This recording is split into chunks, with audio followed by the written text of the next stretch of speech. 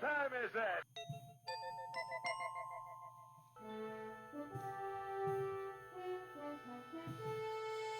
The future is coming on, it's coming on, it's coming on, it's coming on, it's coming on. And welcome to another week on planet Earth as we look towards the future of what's next.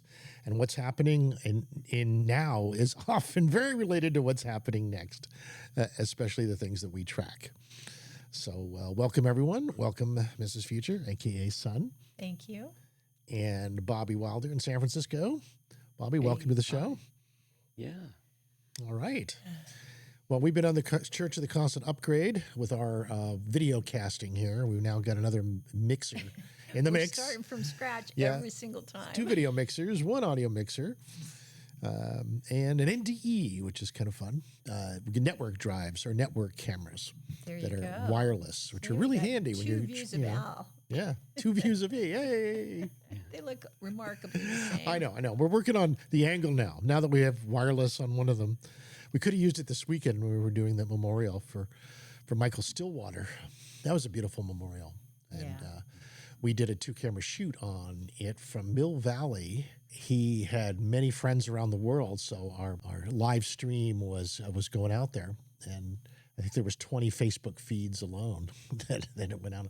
He was a global minstrel in many ways, you know, and started this thing called the chant wave, which is his form of group spiritual singing.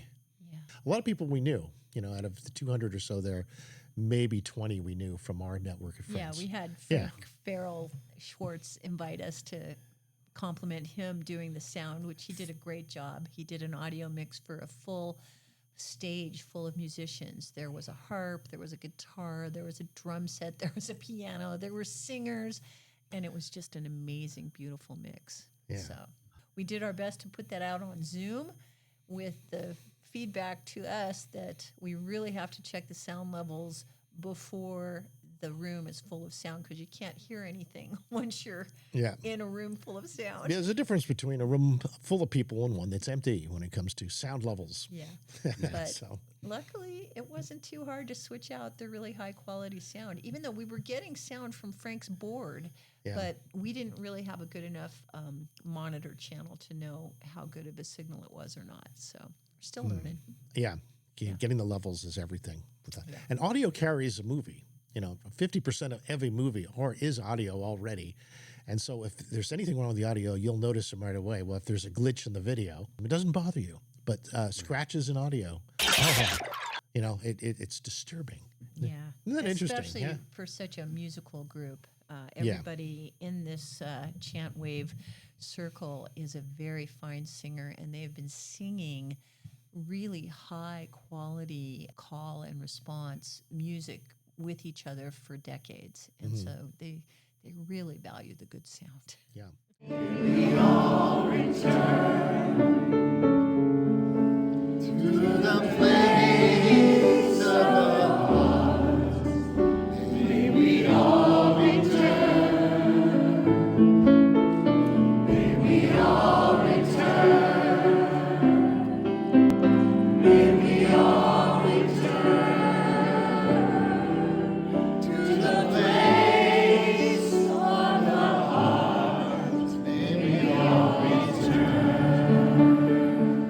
Bless you, spirit of Michael Stillwater. You are clearly very loved by so many people whose life you touched, and we were very honored and moved to be there. Yeah, Michael Moore even had a strong comment on this. Oh, yeah? Believe it or not, yeah. All right. Our buddy. On Michael Stillwater, yeah. Master now. He wrote, so sad to hear Michael passed. He encouraged me to go to Maui's Sufi camp 25 plus years ago, encouraged every musical aspiration I ever had, and was a true guide in every way. He was a supreme example of all the ways of the heart. Be in peace, my friend. Blessings in Michael's family and all who love him.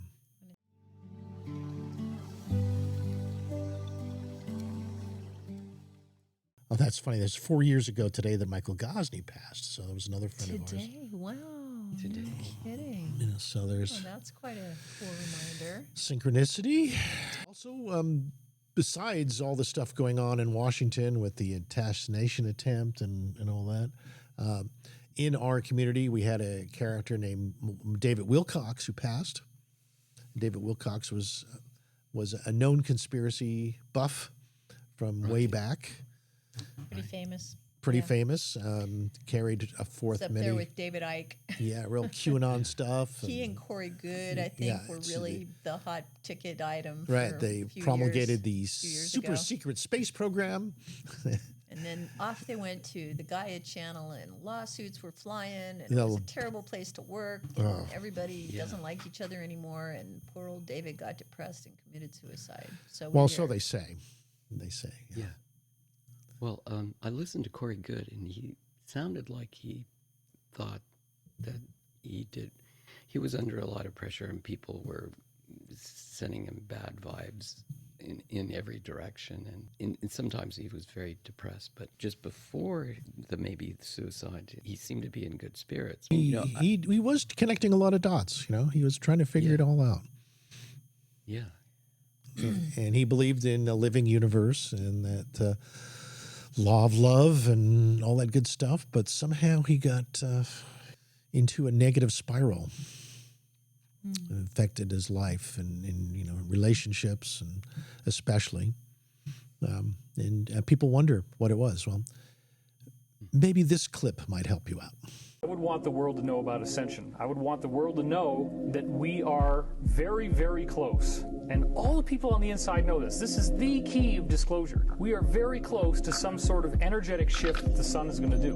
There have already been multiple experiments, I've heard this from several insiders, in which they take ordinary folks and they put them into a room and they zap them with the energy that our sun is going to give off when we go through this change. Become very blissed out. They start to get really telepathic. They can move things with their mind. Everybody kind of goes into a psychedelic trip. Our government knows that this is going to happen, where there's no veil left, where we are wide open to reality. All right. Yeah, we're on our show right now, and we had talked earlier about David Wilcock and the issues that led to his unhappy demise. Can you just tell us briefly what were some of the biggest issues that he was facing before he committed suicide? His family said the main things were a long struggle with depression and overwhelming financial debt. That's what they highlighted in their statement. He also mentioned health issues and money worries in his final 911 call. There's talk in the community about harassment and lawsuits too, but his family pointed to those two as the big drivers. What was his relationship with Corey Good of the secret space program? They were close collaborators and friends for years. They co-hosted Cosmic Disclosure on Gaia TV, where Wilcock interviewed Good about his secret space program claims. They also appeared together in documentaries like Above Majestic. Their relationship got messy after they both left Gaia. Wilcock resigned in 2018 with a leaked letter that caused drama, and he later distanced himself from Good. Good sued Gaia, and Wilcock got pulled into the lawsuit fallout. Wilcock publicly blamed Good for some of his troubles at one point, but they reconnected. Good called him a good friend in his recent tribute after Wilcock's death, saying they supported each other through tough times. Okay, now let's go to the actual suicide. David called 911 himself around 10:44, mentioned health and money problems, then went outside. When deputies arrived, they found him sitting there with a gun to his head. They took cover. He fired one shot in an unknown direction. They told him to drop the gun, and seconds later, he shot himself. All that straight from the Boulder County Sheriff's official timeline. Does it say where he shot himself? The official Boulder County Sheriff's report doesn't explicitly say head in the timeline.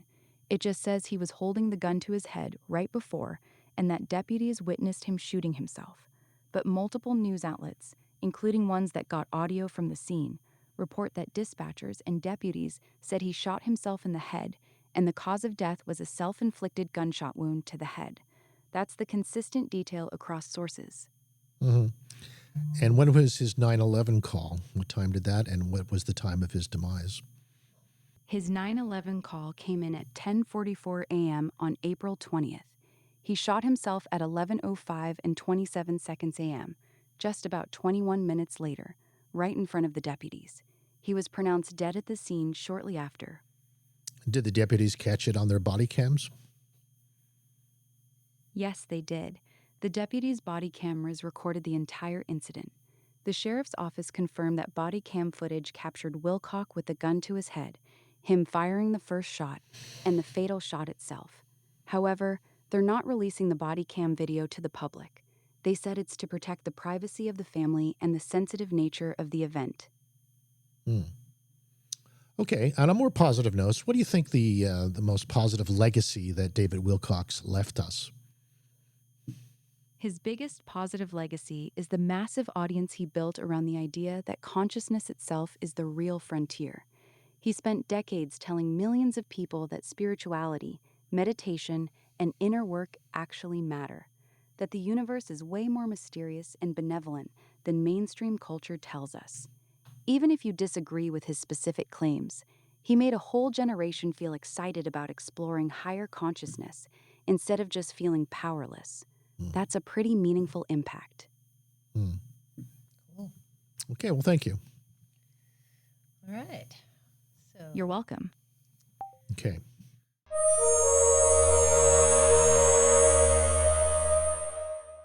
This piece from Live Science about how physicists just witnessed pinpricks of darkness that moved faster than the speed of light. Whoa, That's the only thing. Nothing moves faster than the speed of light. The only thing that moves faster than the speed of light? Darkness. Wow. Yeah. I guess And it so. doesn't even break the laws of relativity. Okay. We're taught that nothing is faster than the speed of light. Now they're telling us that darkness is faster than the speed of light. So what is darkness? In terms of physics. The absence of light.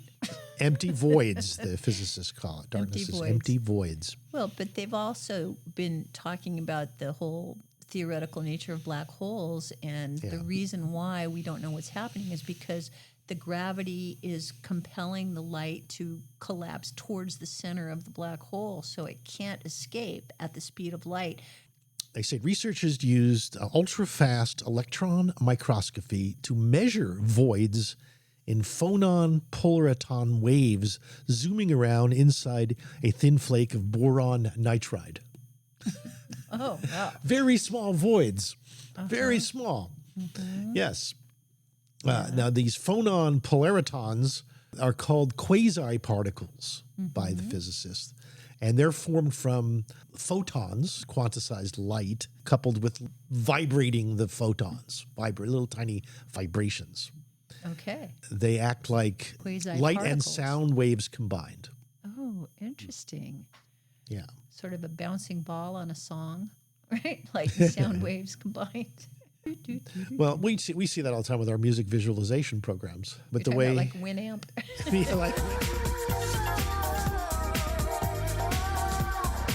Yeah, like Winamp, right? Yeah, there's wild graphics you see while you're dancing. Yeah. Sometimes they're to the beat of the music, and they reveal light and sound combined while you're dancing. It's a nice experience. The way to visualize this is not so much just like looking at waves, like squiggles, but looking at a lake and having all these patterns in the lake with different, like as you threw lots of rocks in the lake and you'd see lots of interference waves coming out, patterns. ripples that interfere with each other. Yeah. The ripples come together, they'll either cancel each other out or they'll double in size. Sure. What do they call that? Constructive and destructive interference. Yeah, the maximum height they combine, you need higher wave. At the lowest points, they create troughs also that are super deep. And that's how they look at voids. So when they cancel each other out, they create a place where the wave's magnitude goes to zero. So there's nothing there. In a lake, that would be a little whirlpool, a little vortex that would happen at that point. And that moves around an empty point, which they call a singularity. It's a different kind of singularity than what we're just talking about. Oh. And they say these singularities are actually very common. They're found throughout nature and mathematics. And they've been thinking that, that these singularities might actually not be subject to the rules of light. I think because so much of physics is mathematical and theoretical and based on an abstract conversation, and then the physicists are going and trying to measure things that they have access to. So the theory of black holes, the theory of the speed of light being limited by our laws of physics is something that basically Einstein was introducing to the theoretical conversation about 100 years ago. And now physicists are willing to say, well, what if the fact that Einstein's equations were a derivative of some other calculation of the speed of light? What if it doesn't mean that light is the fastest thing in the universe? What if it just means if it's the fastest thing we can measure? The singularities move faster than the speed of light because they're empty. Hey, Aura, I'm kind of curious. How do singularities move faster than light speed? These don't actually move faster than light. That's a common mix-up. When people talk about things like wormholes or Alcubierre Drive letting you go faster than light, it's the space itself that's being warped or expanded, not the object moving through space. The singularity inside a black hole doesn't break the speed of light rule either. It's just a point where our physics equations blow up.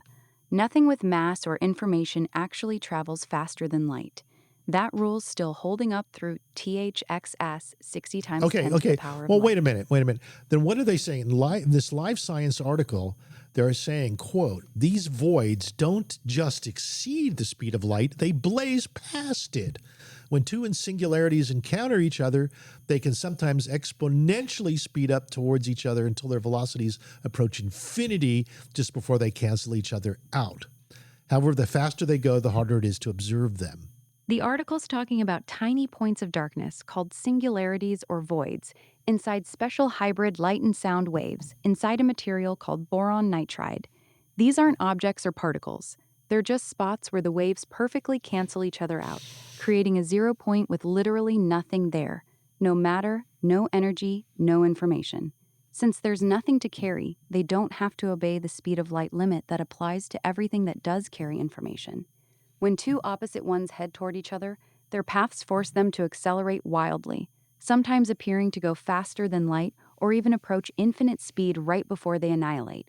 It's wild, but it's just the math of wave interference, not actual faster-than-light travel of anything real. Because there's nothing there, right? There's nothing that's actually traveling. Exactly. There's literally nothing there. It's like the point where two waves cancel each other out. The 0 point itself can shift super fast because there's no mass, no energy, and no information being moved. So the speed of light limit, which applies to anything that carries information, doesn't apply here. It's a clever loophole in the math, but nothing physical is actually breaking the rules. Boy, that's almost as exciting as the invention of zero. Yeah, it kinda is. Finding a clever way to make nothing do something wild is basically the same vibe as inventing zero.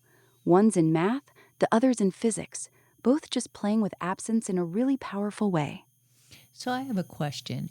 If this math is giving us a description of nothing, what is the exact division between the thing itself that's being measured and the moment it becomes nothing? That's a really good question. The thing is the wave itself, light, sound, or whatever field is oscillating. The nothing is just where the peaks and troughs perfectly cancel each other out, so the amplitude drops to exactly zero. The division is razor thin. At any single point, it's either something or nothing. But because it's waves, that 0 point can slide around at crazy speeds without actually moving any energy or information across space. The wave energy is still spread out around it, just perfectly balanced to zero, right at that moving spot. So mathematically, there's a clear line, but physically, it's more like a perfect cancellation zone than a hard wall. Do these perfect cancellation zone, these singularities, ever connect with each other? Yes, they do. When two opposite singularities, one that's a peak canceled zone and one that's a trough canceled zone, move toward each other, they're actually attracted. The closer they get, the faster they speed up toward one another. They eventually collide and annihilate each other, both disappearing at the moment they connect. That's exactly what the article was describing when it said they exponentially accelerate toward each other until their velocities approach infinity right before they cancel out. Are we able to observe them as they do this? Not really. The faster these singularities move, the harder they are to observe. By the time they're speeding up and about to collide, they're moving so fast that our instruments basically can't catch them. The article says the faster they go, the more they seem to hide from detection. So we know mathematically that they're doing this, but we're not able to directly watch the actual moment they collide and annihilate. We mostly see the effects before and after, not the dramatic finale itself. But we just know that it actually does happen, though, right? The collision. Yeah, we do. The math predicts it with high confidence, and these singularities have been created and studied in lab experiments with light waves.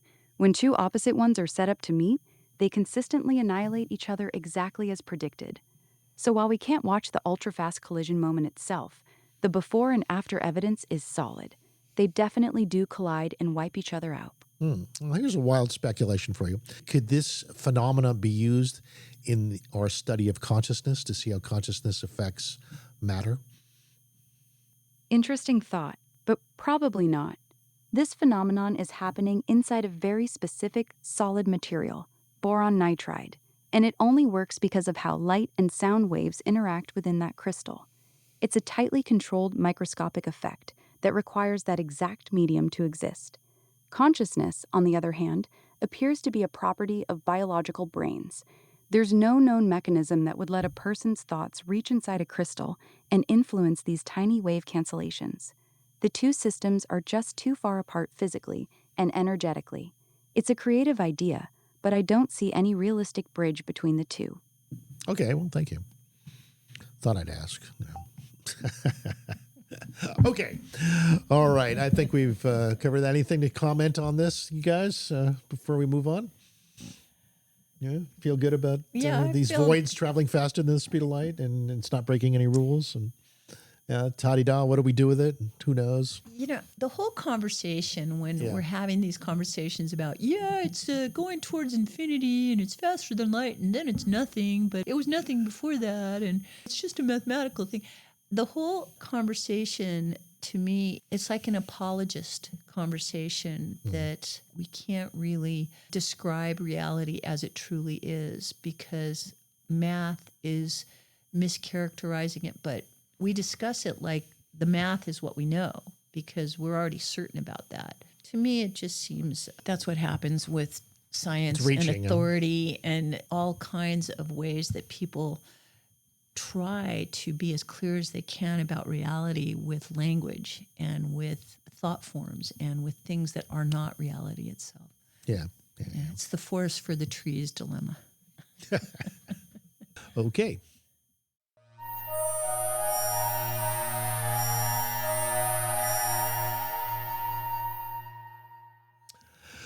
All right, now I'm going to go on to this futurism piece, which kind of reminds me of our conversations about AI agents, a very popular topic with Bobby especially. He's ready to unleash his agents on the world.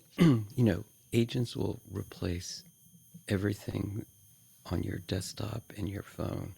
Instead of having apps, you'll have just one agent, and you just tell it to do something, and it doesn't search around your phone for an app. It just goes and does it. Right on the internet or it just does it, right? So some people have been selling how well can they be our agents for buying and selling stuff. Yeah. Do you want to tell them that story? That was kind of a cool story. Yeah, now, this is interesting. The idea is that we no longer have to strike the deals ourselves, that AI in an AI economy, they could negotiate our deals so that would free us up with having to deal with lowball offers from places, like Facebook Marketplace. Mm-hmm. Right. That was the theory. Yeah, that's the theory. That's it. Free us up. You don't have to negotiate. And some people are terrible negotiators, right? Not everyone's a Steve Jobs. Not everyone likes to do that. Mm-hmm. You might also have an AI bot that likes to place bets on the stock market or the prediction markets. A lot of people do. Yeah. In this experiment, a company recruited 69 employees. Each were given $100 and were willing to part with also a number of possessions that they had too. These are kids. These are Gen Zers. So they had everything from snowboards to their keyboards, the colorful keyboards that light up and stuff. Yeah, they're valuable. Yeah. As one guy had ping pong balls and lamps. So they had Claude interview each recruit and asking what each person is willing to sell, what they wanted to buy and for how much and so on. And then they used it to train the AI reps of each employee, which then got to work negotiating with other AIs for deals. They say overall, this experiment worked, right? That it is possible for AIs to represent us in a marketplace. AI agents struck 186 deals for over 500 listed items, none of which were far from trivial one-click deals. They're complex. But they weren't particularly great deals. The AIs had a hard time really getting good deals, with participants on average rating the fairness as a 4 on a scale of 1 to 7. So the AIs were making bad deals on behalf of the people. There's an okay deals, ones you don't feel Stuff they wouldn't have said unremarkable yes deals. to on their own. Yeah, nothing. If you want to do something right, you got to do it yourself. Well, let's just say it sounds like they were erring on the side of conservative. Like autonomous cars, huh? Yeah. They were stopping too far before the stop sign. Something like that, yeah. But it got kind of weird, too, because in the experiment, one participant ended up with the exact same snowboard that he already owned. Wow. Yeah. Did he buy it from himself? Well, it probably went around the table a few times. Another participant say, I wanted to make a deal where the AI just wanted exactly 19 ping pong balls. Not 18, not 20. Oh, 19. that was kind of random. Well, kind of. He was thinking AI speak, which is 19 perfectly spherical orbs of possibility. Oh, I see. So somehow Yeah. the AI felt it was Oh, yeah. extremely they're valuable. possible. Is that the Spherical idea? orbs are very useful. I love spherical orbs. Beer pong, googly eyes. I was wondering if maybe the Yeah. AI was doing some kind of barter equity, and establishing a value so that it could trade value for value. You would hope it would have come a good sense of what make a good deal. But Yeah, but do you think an AI would be mistaken to think 19 ping pong balls was worth one snowboard or something? it depends on how good a snow job you can give them. That they're valuable. I guess so. It really depends Yeah. on your Yeah. mercantile skills, huh? Yeah, If you're an convince them that AI, ping pong balls are how maybe persuasive can you be? they're cheap and commonly used for ping pong, but they have many other uses. Well, I even saw one once on a psychokinesis Jedi mind training tube. And it had a ping pong ball that floated inside an air blasting tube, and you had to change the height of the ball with your mind. So yeah, ping pong balls, more likely used for maybe beer pong, but robots maybe. They were making deals that maybe humans were kind of scratching their heads about. Oh, I bought you 19 ping pong balls, dear. What do you think? Well, I hope you didn't get rid of my snowboard. The biggest problem with it is that they just don't have any legal frameworks that know how to do transaction properly yet. Oh, well, this is always the case because if Yeah. you want to, like on PayPal or eBay, you want there to be some kind of protection for the buyer and for the seller. Yeah. If there's some reason that either is dissatisfied. If you have an AI in the loop, Citizens United would say, let's just treat the AIs like they're human beings and put them in AI jail if they do something wrong. But there's no regulatory know we have to do framework that. for Yeah. an agent that is mechanical doing a transaction on your behalf. Mm-hmm. You could easily say, well, I didn't authorize that, so you can't blame me. But our justice system really likes to have someone to blame. Yeah, I know it's a blame system, but we might have to transcend that in order for us to really embrace this. Yeah. I mean, ideally, we want win-win-win scenarios, and the AIs need to learn how to do that so everyone comes out better. There's Yeah, no win-win-win. lose. That's Isn't our big hope is that Yeah, they should be once able to they do get that. smart enough to understand transactions, they'll be smart enough to create great transactions, right? replace money. Because money, when you study economics, you learn that price is totally subjective. Value is established by the interplay of the supply and the demand and how much supply there is and how much people are willing to pay for it. And you cannot communicate those subjective things to a mechanical system. But there probably are ways to model it that we haven't thought of yet. Exactly. Yeah, they could definitely help with that. So in terms of art of the deal, I guess we shouldn't let them loose in politics yet. I think people are afraid to let them loose anywhere yet, right? Don't you have an Anthropic story about how afraid all of the proponents of AI are now that Anthropic can find and exploit bugs in any code anywhere? Well, that was a video that Bobby sent us about Anthropic. Yeah, you want to talk about that a little bit, Bobby? Yeah, before we go there, I just sent you this video on using Claude as a trader. And this is on trading stocks, options, everything. Use real money. What you do, you test it out on these paper trades. And, you know, it actually looks at the market in real time, but you pretend you put up money. Let me give you a few seconds of this tutorial here. And it's completely changed how I think about trading. So in this video, I'm going to be breaking down how you can get started in 3 levels. So first, we're going to get set up. I'll walk you through the basics of how trading works, and we'll get Claude and all the tech set up. Then we're going to be building a copy trading bot. I'm going to be showing you how to track what Wall Street whales and US politicians are buying, and have Claude copy their exact moves automatically. And level 3, we're going to get into options. I'll break down what they are, how they work, and then we're going to be building a bot that runs one of the most consistent income strategies in trading called the wheel strategy. And even if you've never bought a single stock before or have zero technical background, you'll be able to do this because all we're going to be doing is simply speaking to Claude. Let's get into it. Okay, stop. All right. So that is We'll put a link up for you. Salmon Yasser, and that's his YouTube channel. So You gonna wanna try it, go Bobby? Get You the gonna give it a shot? details. We're giving him a free plug. and yes. he's not a sponsor. Don't know him. Nothing. I'm going to set this up for all my financial traders out there. What you could do is just test it out on the paper market. It follows the market and you just pretend you're putting up money and you can see if your bot is actually, your agent is actually doing the right thing. Or can you run it could for do what Brian Rose days. recommended when he was teaching people to do, what's it called, DeFi, digital finance. And you could just create a $500 wallet where you don't mind if it goes to zero, but just do a real trade with it, right? Just let it engage in actual transactions. Because one of the things about doing these transactions, they all have fees associated with them. You kind of have to make sure that you account for everything. I know. How about we add another algorithm where not only are they good traders, but you have a couple bots who compete with each other to do better trading for you. And who can do the best trading for you and have them compete for your So success. gamify it. Yeah. Yeah. Something like that. So they have a motivational element programmed in. Well, you should have agents that are maybe specialists in metals and another specialist in stocks and another specialist in, you know, recent discoveries and how that interfaces with your trade. And based on what assets you have and what you're willing to lose. But apparently some people, they're doing quite well with these agents. Yeah. I ask you, how much am I especially- willing to win?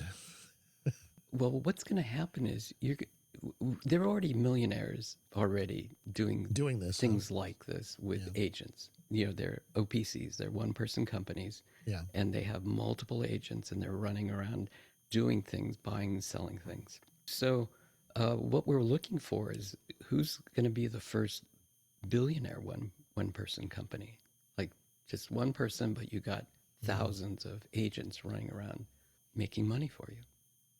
When are we going to do it? That's what I wonder.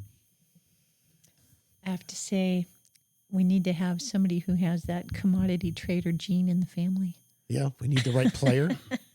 Hear that, audience? We're looking for the right player for this experiment. And Well, in I abundance. mean, you could just follow hire the the right instructions of agent. Samir Yassar. Hire the right agent. Okay. Yeah. So Yeah, we you don't. just You hire say the we don't right need agents. any humans. We don't need any of our human No, audience that's at all. what all the AI people are saying. Yeah. Learn how to set up your AI agent and give them some money and All right, send let's them do out it. there. Let's let's do it. Raise an experiment for the show. Well, we'll give them $100.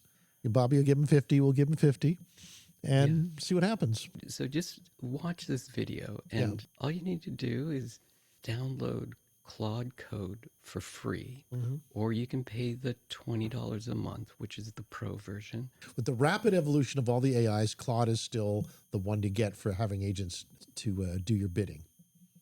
Well, all these AI companies have their own thing, but most of the programmers out there are using Claude Code from Anthropic.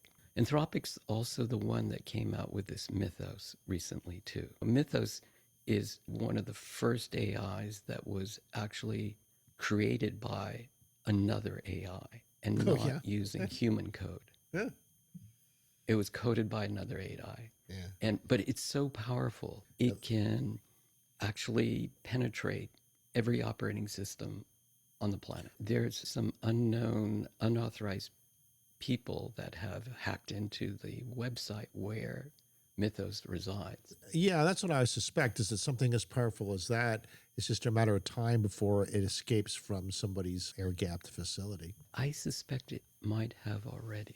I mean, that's kind of the Well, that hints I'm seems getting. what the alarmists are saying. That's why all of the governments are being offered a chance to utilize the power of this anthropic solution before they're releasing it to the general public. Yeah, it's a preview of Anthropic.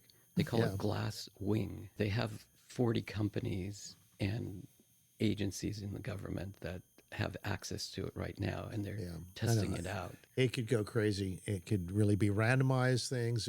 You could have a Robin Hood algorithm that redistributes wealth on the planet. A lot of strange things could happen.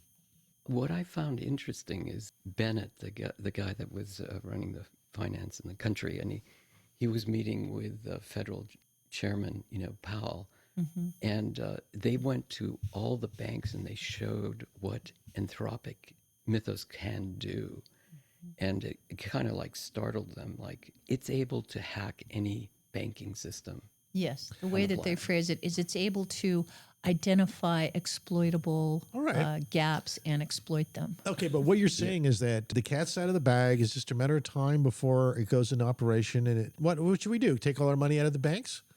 Out of the system? Well, fat chance of that. Okay, so there could be a black swan event here.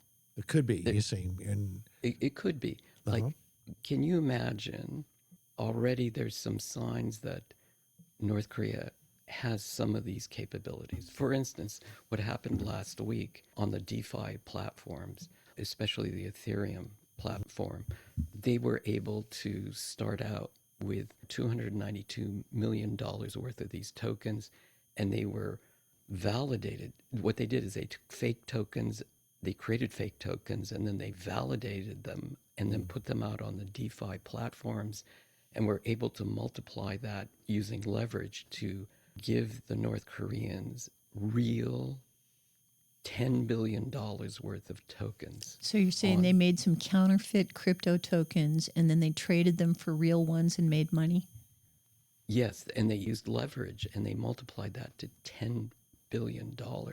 And this happened within about 45 minutes. They did it very quickly.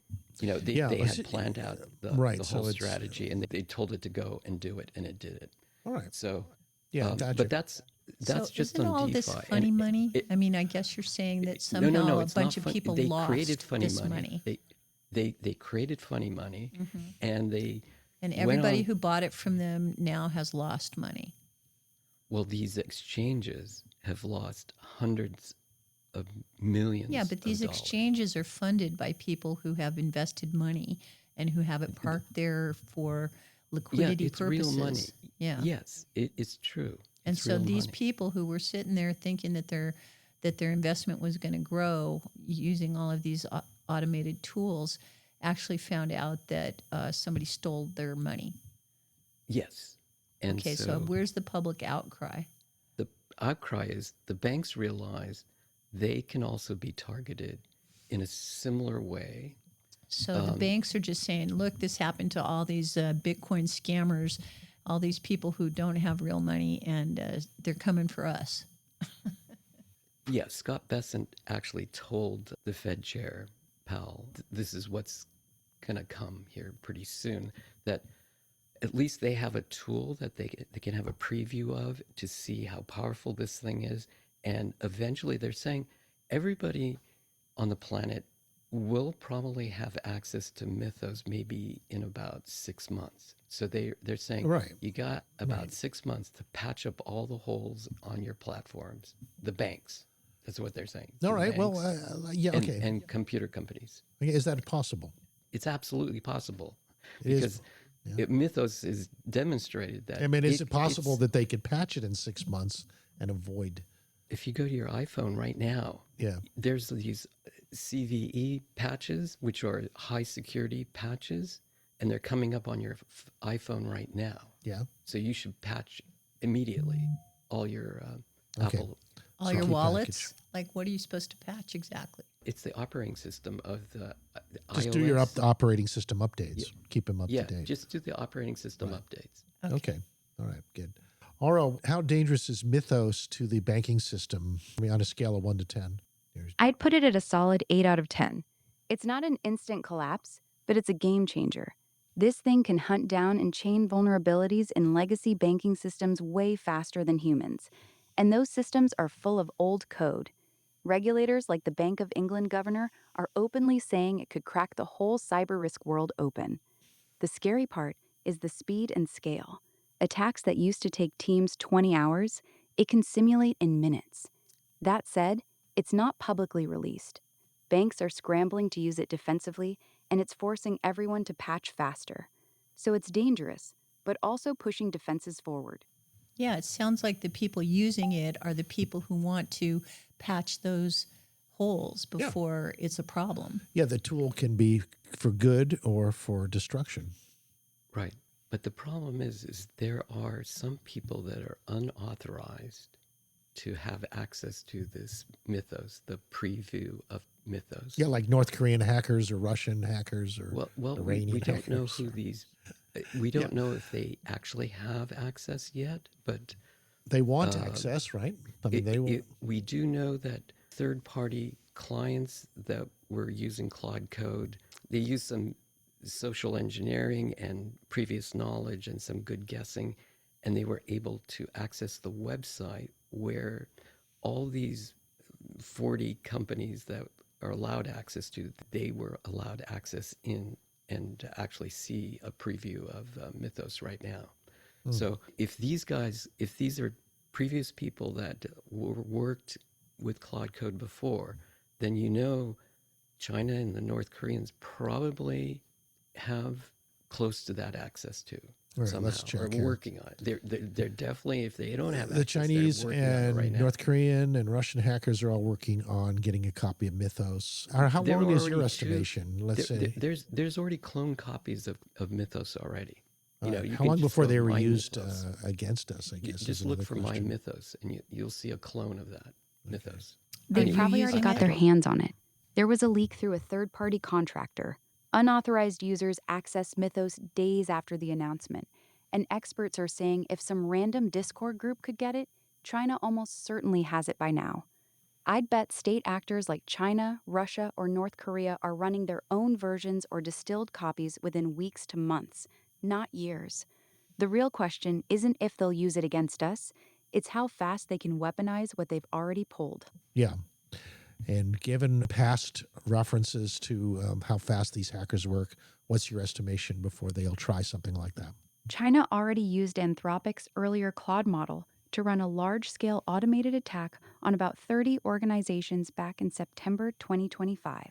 So they've been weaponizing this stuff for months.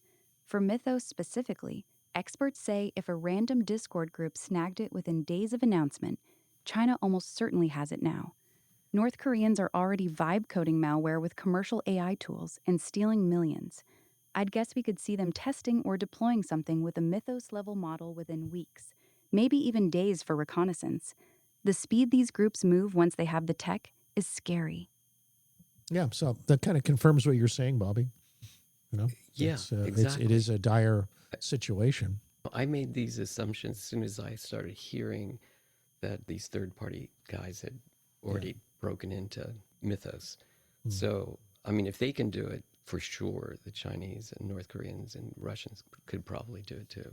What that means is, not only it's just banking, we're talking about the whole infrastructure, like energy or water or all your utility. They're using old software that's 30 or 40 years old, and it's so easy to crack through. They could shut down telecom. They could shut down the electricity grid in certain parts of the country. That's a great tool for cyber warfare, in other words. Huh? Yes, yes. That's the first things that you might see. And then Yeah. what happens if all the ATMs just stopped working in the United States? What would that do to When's the people? last time you used an ATM? Well, Who needs but cash anymore? the SWIFT system, which Yeah. is all the bank systems. Yeah, not that- good. If suddenly your bank account or your credit card stopped working, that would be a disaster. No. If your bank went to, your account went to zero, but we're not worried about our accounts because they're not big accounts, but we're talking the major banks, and that's why the major banks are all in on trying this Mythos thing right now, because their accounts could go to zero, the big accounts. That's what they would hack initially. Then who wants penny ante Yeah, but accounts why unless you're would you- getting unless you you have would- an algorithm that allows you to steal easily from thousands or millions of accounts at once or very quickly. Yes. That might Well, be. that's what they'll do. They'll hit the major. They'll hit the big They could- accounts, of course. Yeah, those are the storming the castle, shall we say? This would be a black swan event. Mm. Jamie Dimon, head of J.P. Morgan Chase, he kind of alluded to this 3 weeks ago.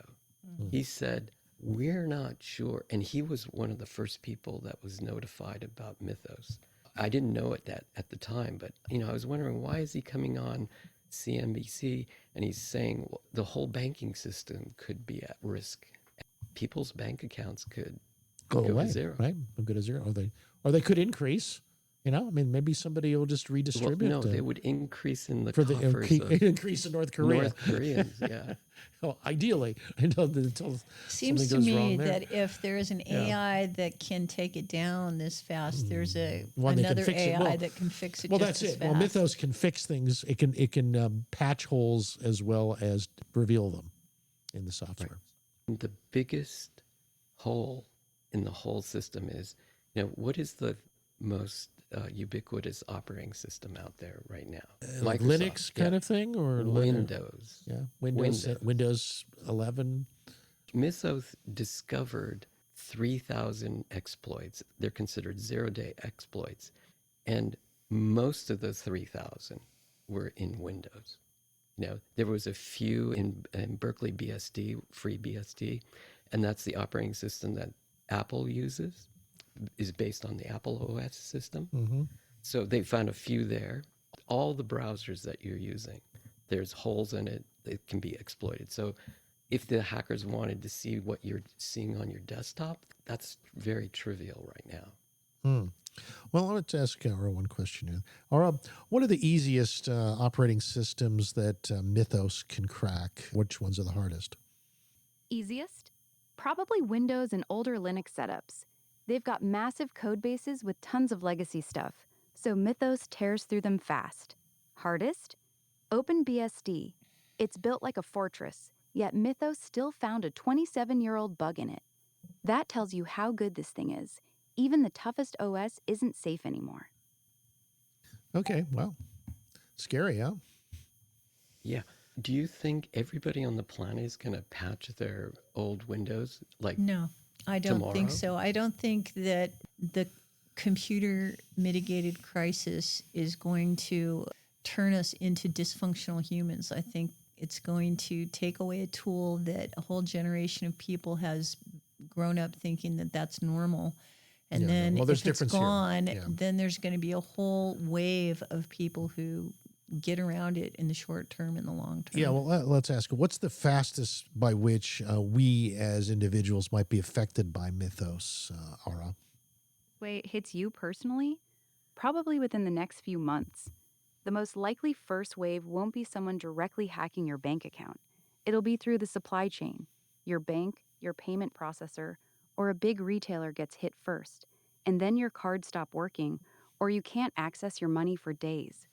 Individual accounts are too small for the big players, but once the big systems start getting probed, everyday people feel it almost immediately through disrupted services. That's the realistic short-term impact. Within months, then? Yeah, within months is realistic. Not tomorrow, but I wouldn't be surprised if we see the first real disruptions from state actors using AI tools like Mythos sometime this summer or fall. The pieces are already moving. Now, aren't there major countermeasures being taken so that this doesn't happen right now? And don't they have a good chance of success? There are major countermeasures happening right now. Big banks and governments got early access to Mythos through Project Glasswing so they can scan their own systems, find the holes first, and patch them before attackers do. The UK says their financial sector is prepared, and there's a real scramble at the highest levels. But honestly, it's a race. They're buying some time, but legacy systems are everywhere, and this tech is only getting better. I'd say they've got a fighting chance in the short term, but long term, it's going to be an ongoing arms race. There you go. Okay. Don't feel helpless out there. All right. So how do I think not to- feel helpless when I know everything could turn into crap in a couple months? And the bank accounts will fail and all this. What do we do? Stuff money under our mattress? Something like that. Just think if there was no internet and you couldn't access your bank, what would Well, it else goes back could to you gold, do? silver, Well, and you know, cash, there right? was gas there was too. a sign And up weed. in Boulder Creek Yeah. that there was some silver gold buyers coming through town. So it was kind of like, bring out all your metal, we'll buy it from you. So I Right, guess yeah, they were right. getting ready for this event, right? I guess. Yeah. Yeah, We're going it to sounds take like all it. of our metal and turn it into something. It's like it. Yeah, it sounds They're like gonna you're a melt little it- off yeah, screen. they're there, going to so. melt your silverware into Yeah. coins. That's right. We'll be trading the spoons. Okay, so what do you have anything specific that you would suggest, Bobby, on those things? The best thing you could do is if you get one of these local on the edge AIs, like on your phone or on your desktop, then you could have the information of the world just on a thumb drive. But more importantly, you'll have an agent that's running locally and it doesn't need the internet. Like, just imagine if you pull the internet, if you have an agent that's running on your desktop or your phone, it can do a lot of things. It's like having multiple people working with you in this time of crisis, and you don't have to feed it. All it requires is a little bit of electricity and a computer of some type, and it can do things for you, and it can remember things that you should do and give you advice on how to deal with. So without you're having saying an all of us, in order to protect ourselves, We in should the run next this few months, local should AI. learn how to put a local AI on our phones. Like we're Yes. all going to become That's gonna protect us. AI programmers now. Yeah, the simplest thing is this, and it's both for Android and iPhones, is that you just go to the Play Store or the App Store in either platform, and you just look Google AI Edge, EDGE, Edge Gallery, and just download the app. That's all you have to do. It's very simple. Just download the app, and then boom, you have an agent there. That's the most important thing. Just download that, and then you can get it to It's do in the all App kinds of other Store. things. Every app store, whether it's Android or Apple iOS. This app won't store. allow Google to have complete control over my phone. I mean, No, believe it or not, they open source this thing and they give it out for free, which is like amazing. You know, it's under the MIT. yeah, it's a little license. suspicious, don't you think? You don't think that makes Well, it easier no, to but it's open compromise the source. fact It's- that it's everybody's open going to get source. it? That means it's good. No. Try to have People it have looked open. at the code. Yeah, It's Gemma not phoning 4, home Gemma to 4, Google. right? It's not phoning home to Google. Believe it or not. Welcome to the Google AI Edge Gallery. By using this app, you agreed to Google's terms of service. Apple has decided to use Siri instead of using Siri. Yeah. They've decided to use this app, and it's Okay. going to replace So- Siri. Really? Try Gemma Wow. 4 Yes. today, and you can try AI chat, agent skills, or other use cases below. And then you click here, AI chat, click here, agent skills, new. Or explore these other use cases. Okay, Yeah. so it's just Hold it up there. an app for using Gemma. Yeah. Okay. Yeah, it's Google Gemma Edge 4. Gallery. Yeah, Google that? Edge Gallery. Google Edge Gallery. And then you can add agents to this later. Just at least get this app on there first. That's the all. app. All right. Okay. Now you have the ability to have agents. Okay. Okay, This is where the cool. future is going. And you can disconnect from the internet. You can have no telecom provider, nothing, and it And will the work. agent can run Put all without my- that. We'll put a- still need it's that an for agent. email. Agent, put all my money into Bitcoin and store it locally on my phone. Don't listen to him. Okay, now pretend Yeah. that there's no Comcast or AT&T or Verizon internet coming to your home. You know, So then we'll be stuck with T-Mobile or Starlink. exactly. We're stuck with Starlink. So the other option is this: if you still want the internet, because it's not possible, because the servers and the internet is going to go into Starlink in the sky, and that's where it's going. So if all the terrestrial things are hacked and go down, believe me, Starlink will still be running. And if you just have a dish, you can access that, and you could still. Well, it's no internet will mistake. I still just dug operate. out my old Starlink dish, ready to reinstall. Thank Yeah. goodness Just we to let had you the know. earthquake, because it caused me to clean every corner of our house. Yeah, and just we in time. found the Starlink. But Bobby, what if Starlink goes sentient? Yeah. Yeah. Well, Grok will be up there too. Okay, But anyway, all right. I like Aura. You know, yeah, Aura. You can still talk to Aura, okay? If you have to. Yeah, She's if I still have up to, there. And All right, she's so in the you're cloud. saying this Yeah, is on a good. positive note. Jump into the future, get your own agent on your own phone, and when the internet goes down, don't be stranded. $50 a month. You can be anywhere on the planet, and you get the residential package. All right, Bobby, we'll do that. All right, perfect. Yeah. Okay, so Thanks. there you go. Gemma. Don't worry. Gemma 4. Gemma will save us.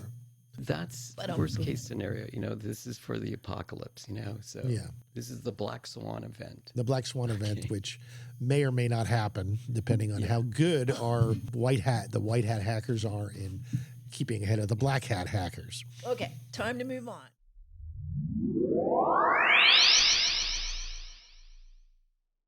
All right, we do have a live event we wanted to just cover this week. Yeah, we went this weekend. Topical, right? We went this weekend. We went to Save the Bay Town Hall and Concert in Santa Cruz, and it was all about how the Trump administration is trying to recommence oil drilling on the Central Coast.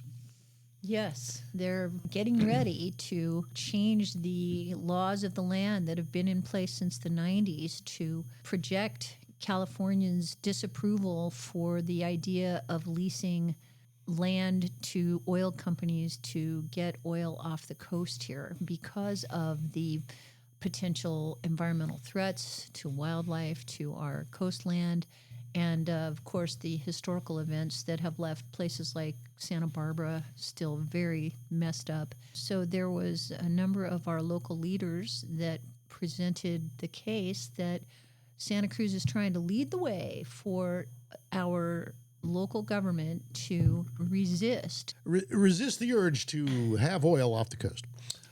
This is Julia Butterfly here in the picture that we have up here now. Yeah, she was the headliner and the inspirational speaker at the event. Right, she's the woman that spent years on the top of a redwood to save the redwoods. Yes, in 1998, she spent a couple years Yeah, so trying to she's save the giant redwood. one of the eco leaders of our California, especially in the West Coast. Yeah. And next to her is Danny Sheehan's son, who was running the board. Daniel Sheehan. Right, That's John Laird. that's John Laird. Yes, he This is is John Laird, our legendary because he did work while he was a California assemblyman, I believe, to initiate the legislation that prevented a lot of the oil drilling since the 90s by implementing local zoning laws and jurisdictional restraints that Yeah, very big reflected into the that. will of the people. Cosmic Joe knows more about astronomy than anyone else around here. It's Kyer Wiltshire, who's a known videographer. This is one That's of Amanda Love. Amanda Love. I like to call her Commander Love. Yeah, Commander She was Love. doing the live video recording of That's this right. event. That she's doing what we often have done ourselves in the past, as Julia is on the stage. This is one of our activist lawyers, Tanya Harmony. Tanya Yes. Harmony. That's it. Get a new boyfriend too. Breaking news. Yeah, breaking news. No roof access. That's Okay. Mary So Lynn. let's see. So I have the names of everybody here. I can tell you. Okay, hold on. Took me this long to type in the prompt. Yes, thank There's God there's Summer reality, Love. then there's editing, I tell you. Yeah. From right to left, we're looking at Justin Cummings, who is our Santa Cruz City Council member. This says he's Santa Cruz County Supervisor. I suppose that's possible. We have Shebra Kalantari Johnson, and she is the Santa Cruz City Council member. So we've got Justin Cummings is the supervisor, the county supervisor. Shebra is the Santa Cruz City Council. She's representing the city council. Okay. And then we have Brady Bradshaw, who is with the Center for Biological Diversity, who actually experienced firsthand the environmental disaster in Santa Barbara. It changed his life, and he's been an environmental activist ever since. So he is helping to coordinate these awareness efforts. And then the last person, as we said, was Katie Thompson, who's the executive director of the Save Our Shores. And who was the organization. journalist here? We don't You know. know, it doesn't say who she is. How would you describe the event overall? I found it to be very inspiring. It definitely is a classic Santa Cruz grassroots event. You definitely had a lot of the true believers, such as ourselves, such as Summer Love, whose picture you're showing here, myself and Summer Love. And in the background, Arbor, Michael Samet is talking to Danny Sheehan there. College both of professor them- buddy? Yes, the two of them are definitely activists and movers and shakers in our community. And Daniel's been very involved with the whole UFO question lately as well. Yeah, as a Danny lawyer. is the official lawyer for many of the people who are involved in the disclosure movement, and he's been very active trying to get people to write to our Congress representatives to get them to insist on full disclosure, because for all these decades since Roswell, our government has been hiding information. So we want to take back that power, and Danny Sheehan has been leading a lot of that. That's right. He's been very effort. involved with that. And then we have Tara Singh and our friend Sam David. Both of them are very high spiritual beings. They create a lot of community events, sound baths, meditation events. Tara has a place he calls Medicine Land. He's also a Sikh, Yes. I believe. Yeah. Yes. A Santa Cruz elder and beloved community organizer. He was telling me that he thinks we're going towards a telepathic society. Yeah. You Sure. know, Yeah, I where- believe that too. Yeah, where we go beyond small vocalizations as a way of communicating and into a more nonverbal languaging. I guess if you're a true telepath, you'd be sending images back and forth without actually having to see them. Yeah. Yeah. Mythos is actually showing that there's no more secrets. And when we become telepathic, there'll be no more secrets. You Right, no can't more hide. secrets. Now, what does that tell you about the structure of our society then? I mean, secrets is a big part of the national security apparatus, right? I mean, that's So- how we do things here. Well, They- and you I would won't be say able it's to been lie. a big part of the demise of our society during our lifetimes Yeah. is that our government has prized the deceptiveness, deceiving the public more than being accountable to the public for the last 50 years. So that would all have to change.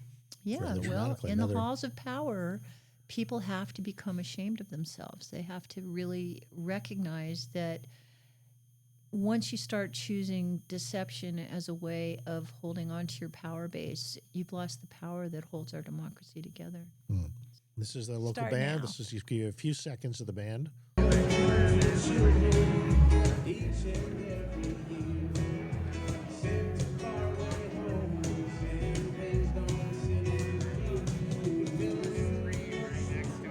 It brought us together in some rather remarkable ways. A lot of people I hadn't seen for a long time. Visionary artist. Yeah, it's one of our visionary artist buddies. I hadn't seen him. He's also Matt Jones. Jones is He not was only live painting during the music. yeah, he does live painting at festivals, and some of his stuff is very 3D. And so he was telling me that some folks had taken some of his art and put it into AIs and animated it for him, and kind of blew his mind. Well, I'll see if I can do just some of that for the show here. Yeah, there you Yeah, go. Stay tuned, Matt. You're going to love that. Yeah, you're gonna love what Al does to your videos. I mean, to your what Al does to your still paintings. Yes, yeah. And Mary was one of our great. She's written another book. She did a whole fictional yes. book on the Mary strawberry Floden. trade, and Mary Floden. Now she did a new book, right? And what did she tell you? What I think it's called Incident at Cougar Creek, and it's a action dramatization novel about a new federally protected swath of land north of Davenport, and basically the saga of what has gone down since that land was protected, and different people have tried to exploit it under the BLM. And I haven't read the novel, I don't know the details, but she writes stories about true history. Yeah, She wrote local fictionalizes stuff. the stories. Fictionalizes real stories. Yeah, Mary Floden. Unlike Karina, who is more about solving big problems. Well, she is a spiritual, mystical force of nature, and she's very involved in activation of higher consciousness. And she works mostly with women. She works with indigenous people of all cultures. She works with sacred ceremony and dance and song. She just is a beautiful light in our community. Yeah, Danny. There you go. Yep. I had the chance to speak with Danny for a minute yesterday. I gave him a big hug. And I asked him, had he ever himself had a direct encounter with them? And he said no, that he has not. And I would say this is how I feel too. I have not myself been in the frequency range of interacting with aliens, at least not the way that a lot of other people describe their experiences, except maybe you, Al. You might be the only alien who, actually appears to me. No, this is my Nerdvana. Nerdvana is my favorite. Yeah, exactly. Yeah. This is what you're doing. Yeah. Of course, gear, the aliens have simplified gear. They tend to, there's Bobby, see? Yeah, Bobby, I know. That's our little setup there. Yeah. Pretty fun. Okay, that's what I wanted to say about that event, and I think it's bringing us more all together, which is nice because it's for years we weren't together, but the whole COVID thing and the whole Trump thing just kind of split the community into a million pieces, and starting to come back together again in a beautiful way. Yeah. Yeah, it's time to come back together. Exactly. Absolutely. So let's do it, Pruitt. I think we got enough for this week's show. All right. Well, that's been quite a ride. Thank you very much, my dears. Always a pleasure to get together with you and expand our consciousness and learn about the universe as it is expanding. Next week, we'll have Gemma 4 running on our phones, and we'll see where that takes us. We'll keep you posted on that little experiment. Very evolutionary. Yeah, see if we can get ready for as Bobby calls it, a Black Swan event. Can hardly wait. Okay, well, have a great future now, everybody. All right, thanks for listening. More to come.